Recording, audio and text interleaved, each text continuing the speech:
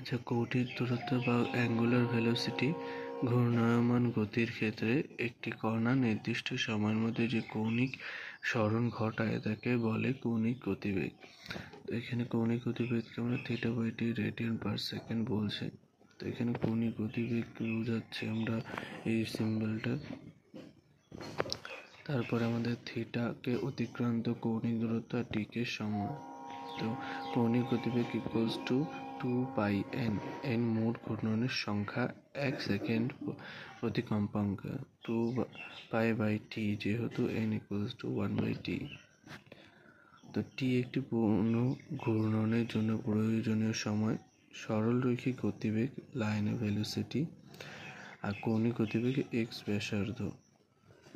তারপর আসে কৌণিক ত্বরণ। সময় সাপেক্ষে কোনো কণার কৌণিক বেগ পরিবর্তনের হারকে কৌণিক ত্বরণ বলে।